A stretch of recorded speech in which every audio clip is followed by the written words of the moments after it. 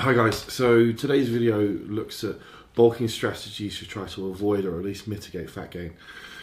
So we're aware that we need to be in a caloric surplus to build muscle, but the extent to that is person dependent as to how much fat gain is going to occur. Now, some individuals will rather be in a large caloric surplus and be able to gain muscle very quickly and really not build gain massive amounts of fat.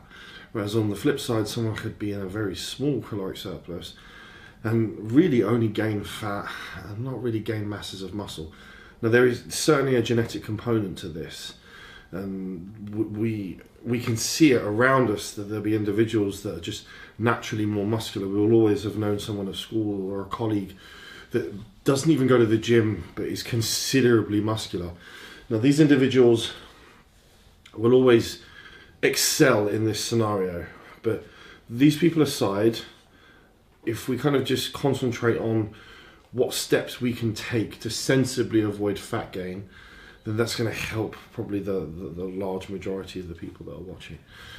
So typically I would suggest being in only a slight caloric surplus.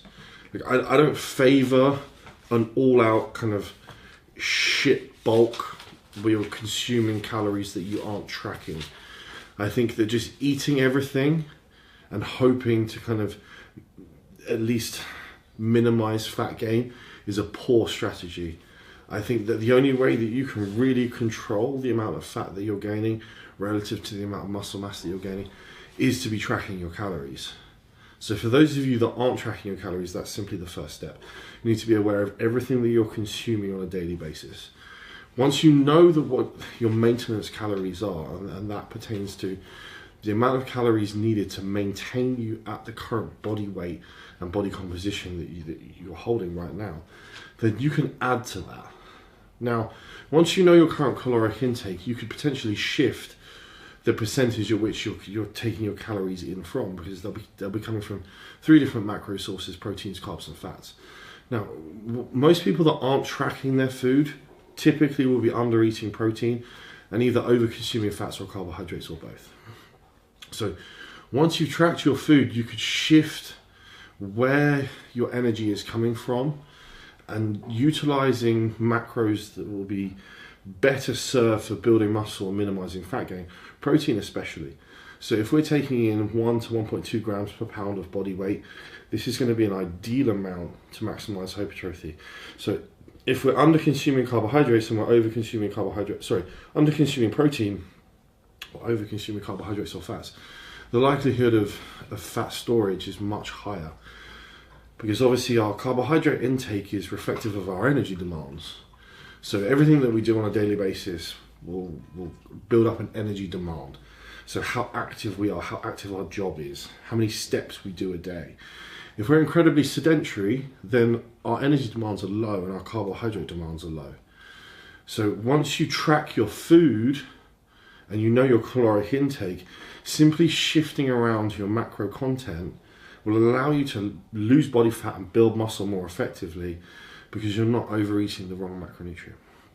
So for those that are using steroids, because obviously this is something that I feel always needs addressing, because there's such a large number of us that are doing this. And obviously you're doing this in your country, you need to be aware of the laws. In the UK, where I'm from, possession and use is perfectly legal, so it's fine for me to talk about this. In the States, for example, possession and use is illegal, so obviously talking about your own personal use, I potentially wouldn't advise, because you're breaking the law of the land. But of course, what you do in your own home behind closed doors is up to you, in my opinion, and I'm sure you're of the same opinion too if you're watching this video. So if you're using anabolics, then your potential to maximize muscle protein synthesis is higher. So we can certainly consume more protein.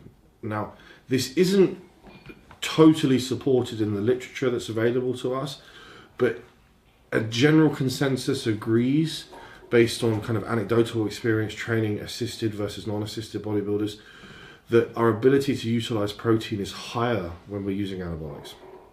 Now, equally so, when we're using anabolics, this will have an immediate impact on our caloric needs is we will immediately expend more energy. We're able to metabolize fat easier, and that we will utilize carbohydrates more efficiently. So our caloric needs need to increase. Sorry, our caloric intake needs to increase to meet our needs. So when you're taking steroids, let's say that you've been at maintenance level, and then you add steroids in, you will always need to take more to be able to gain more muscle. And obviously this is certainly going to stop you from gaining excess fat.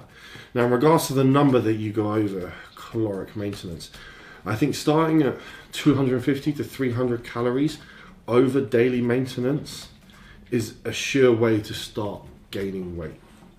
And then of that weight, how much of that will be muscle is dependent on your genetics, but equally dependent on how hard you train. I think that those that are training at the maximum amount of volume that they can recover from, training body parts frequently, and training incredibly hard with a progressive overload style approach and getting stronger every time that they're exposing a muscle to a stimulus, are going to build a lot of muscle. If you're stepping in the gym and you're not really doing those things that I just said, then even with anabolics in, your percentage of muscle gain is going to be somewhat low.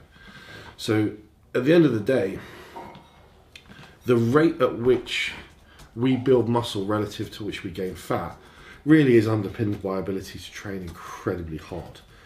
So training incredibly hard and tracking our macros and being somewhat accurate and keeping our caloric intake to only 250 to 300 calories over maintenance is going to see you gain really good quality muscle. Now obviously once your body weight stalls and you've reached a new maintenance at that caloric intake, you then need to increase again. And based on how much weight you gained from that previous increase, you can then gauge whether you need more or less. Let's say from that first increase you put on 4 pounds, 5 pounds, which is quite a lot. I would suggest lowering it, and then maybe taking 150 to 200 calories over maintenance, because that caloric increase is going to be relative to your total caloric intake. So for example, let's take me for instance. My caloric intake at the moment is around 6,500 calories. So for me, I would certainly need probably 400 calories over maintenance to see a change in my body weight. If you were 110, 120 pound bikini girl consuming 1,400 calories, 400 calories would be a huge percentage of your overall total caloric intake. Therefore, you would gain much more weight than I would. Well, you might gain the same amount of weight, but relative to your body weight, it's too much. So me gaining 4 pounds, like I'm 292 pounds, so me gaining 4 pounds, it's no big deal. If you're 110 pounds and you gain 4 pounds in 1 week, it's probably a bit excessive. So obviously the adjustment in your caloric intake is relative to your needs and your body weight and your current caloric levels that you're at. So hopefully that gives you a useful insight, guys, on how to gain muscle without gaining too much fat. Cheers.